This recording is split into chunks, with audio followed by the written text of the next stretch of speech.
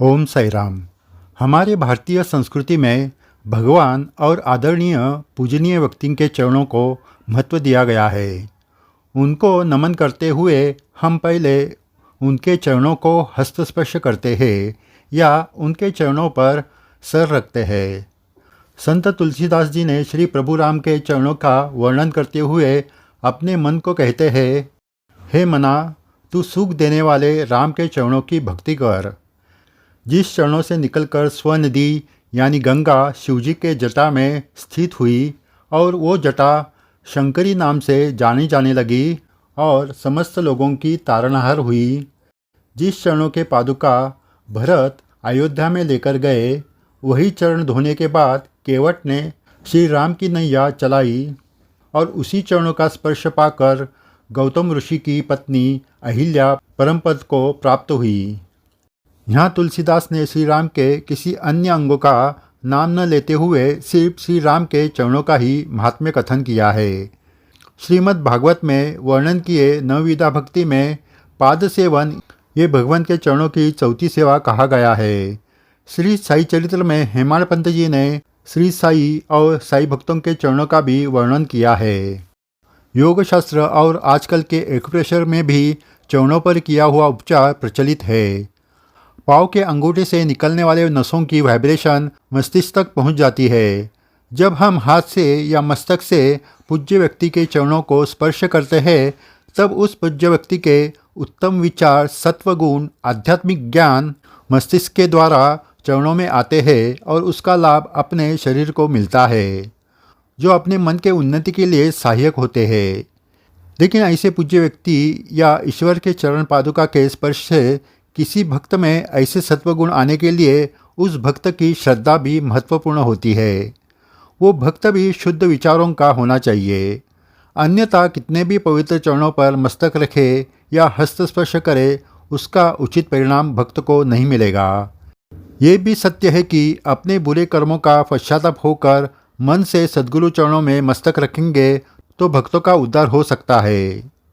पूजनीय व्यक्तियों को पहचानना है तो उनके चरणों को ध्यानपूर्वक देखो। पूज्य व्यक्ति के चरण हमेशा साफ और मुलायम होते हैं, जैसे जन्मे हुए बालक के पाँव गुलाब की तरह होते हैं। श्री राम और श्री कृष्ण के चरणों को हम चरण कमल कहते हैं, मतलब उनके चरण कमल के पंखुड़ियों की तरह होते हैं, कोमल और रक्तवर्ण होते हैं। संतों के चरण भी वैसे ही होते हैं। श्री साई बाबा के पाँव भी ऐसे ही कोमल थे। श्री साई बाबा पाँव में कुछ पहनते नहीं थे। वो नंगे पाँव ही गांव में भिक्षा मांगने या लेंडीबाग जाते थे। धूल मिट्टी में उनके पाँव कभी मैले नहीं होते थे। हम सामान्य जन बाहर घूमकर आने के बाद अपने पैर मैले हो जाते हैं, वो धोने के बाद ही साफ होते हैं। लेकिन श्री साई पूरे गांव में धूल मिट्टी में जाकर जब वो द्वारका में आकर बैठते थे, तब उनके पाँव को धूल या मिट्टी नहीं लगी होती थी।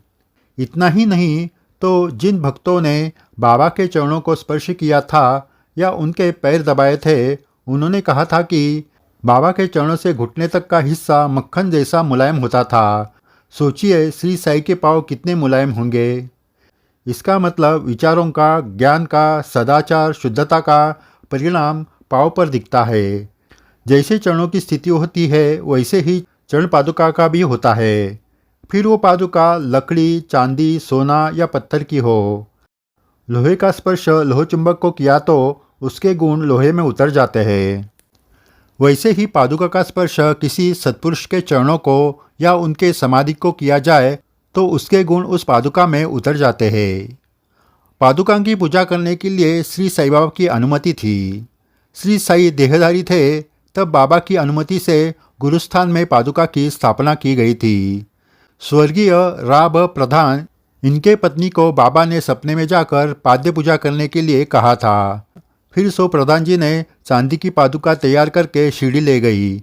जब वो पादुका लेकर द्वारका में आ गई, तब बड़े खुशी से बाबा ने अपने दोनों पाँव आगे किए और कहा, इस पाँव पर पादुका रख कर पूजा कर। जब उसने पादुका सही चरणों पर रख कर पूजा की तो बाबा ने वही खड़े नाना साहेब चांदोरकर जी को कहा, नाना, इसने मेरे पाँव काट कर ले लिए। फिर अपने हाथ से वो पादुका सो प्रधान के हाथ में दिए। पाँव काट कर ले लिए, इसका मतलब बाबा के चरण स्पर्श से वो पादुका सिर्फ पादुका न रहकर प्रत्यक्ष श्री साई के चरण हो गए थे, जो सौ प्रधान जी के हाथ में दिए गए। द्वारकामई में जो बाबा का फोटो है उसमें भी श्री साई बाबा अपना एक पाँव आगे करके बैठे हैं, जैसे वो कह रहे हैं कि मेरे चरण वंदन करने से भी आपको आशीर्वाद प्राप्त होगा। द्वारकामई में फोटो के सामने पादुका की और बाबा जिस शिला पर बैठे थे वहाँ पादुका की स्थापना की गई है। समाधि पर भी पादुका की स्थापना की गई है। ये सब यही दर्शाता है कि सद्गुरु चरण वंदन से भक्तों का कल्याण होता है। बहुत सारे भक्तों के मन में अब ये विचार आएगा कि अपने पूजा घर में ऐसे साई पादुका को कैसे स्थापन करें, तो आप निराश न होइए। किसी भी ज्वेलरी के दुकान में छोटे पादुका मिलते हैं, शिरडी में भी मिलते हैं। वो लीजिए और श्रद्धा के साथ साई समाधि को स्पर्श कीजिए। इससे समाधि का यानी प्रत्यक्ष श्री साई का आशीर्वाद उस पादुका में उतर जाएगा। फिर वही पादुका अपने पूजा घर में रखकर उसकी पूजा करें। सद्गुरु चरणों की सेवा करने का पुण्य आपको जरूर मिलेगा। ये वीडियो सुनकर आपके मन में पादुका के बारे में कोई सवाल है तो कमेंट बॉक्स में लिखकर पूछिए। अगर ये चैनल सब्सक्राइब नहीं किया तो जरूर